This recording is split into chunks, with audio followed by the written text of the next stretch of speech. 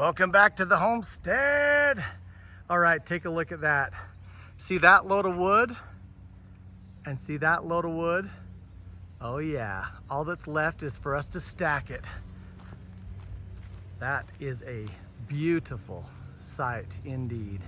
All right guys, so here's the deal. We had all these loads of wood arrive today, and they have to be stacked.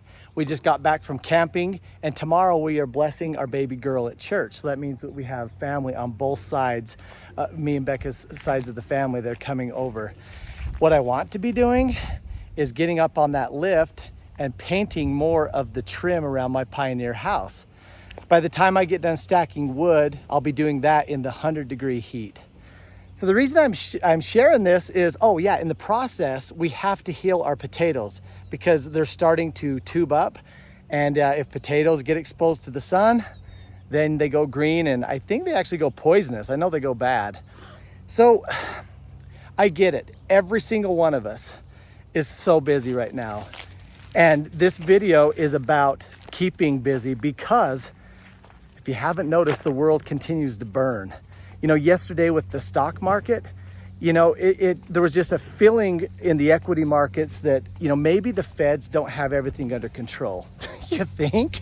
I mean, so we spent literally a couple of trillion of dollars just in America to shut down the global economy during the pandemic.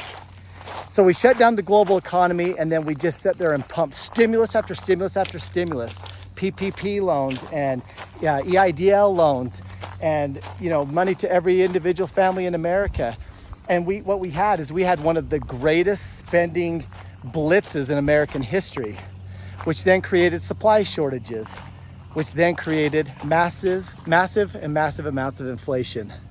So now we have inflation, and the feds want to lower rates. Well, how in the flip do you lower rates in the middle of recession? Inflation, well, recession too. How do you do it? And I think that's what happened yesterday. The markets were like, you know what? Maybe we don't. Maybe we can't.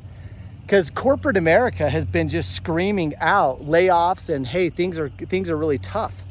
And so with the feds to come out and say that they're not lowering rates now, maybe they'll lower them in September.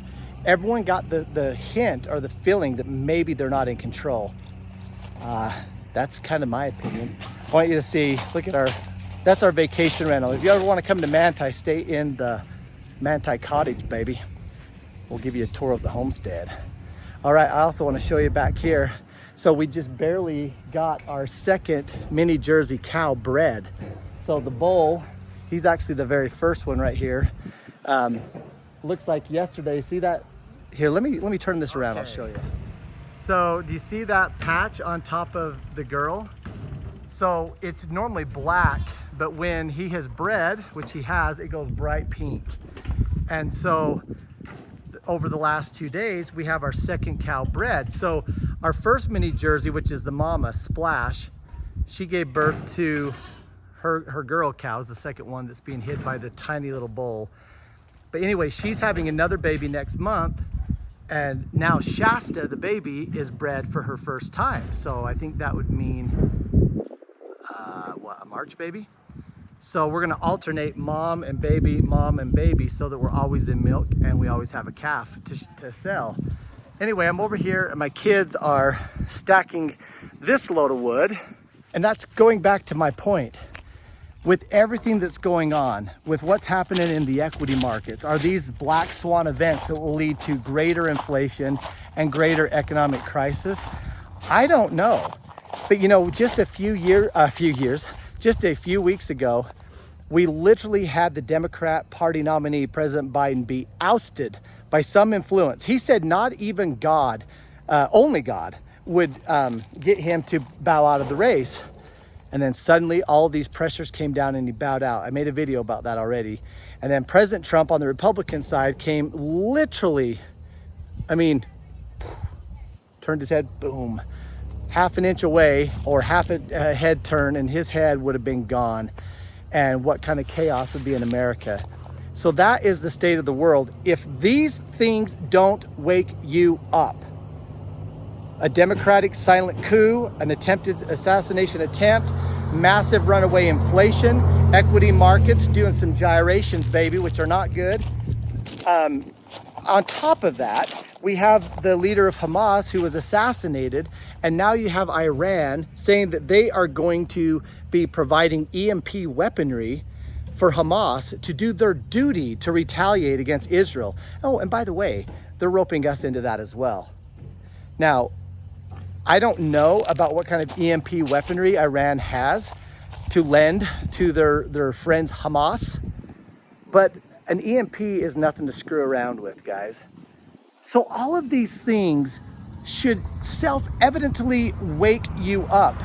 And the thing that I'm getting from a lot of my friends is they're still not awake. And I'm like, good crap, kids. If this doesn't wake you up, I don't know what will. My message to you is that even when it's 100 degrees, even when your kids are very ornery because they want to go swimming, but they have to move a wood pile, even when your potatoes need to be healed, your cottage needs to be reset because more guests are coming tonight, and your whole heart and soul wants to paint your remodel project, you can't let up, because our efforts today are so much more productive than the efforts would be on the other side of a major crisis. Let's say the lights were to go out. You know, I can go right now and I could go buy 1,000 pounds of grain, and it's going to cost a little bit of money, and I get it, none of us have money.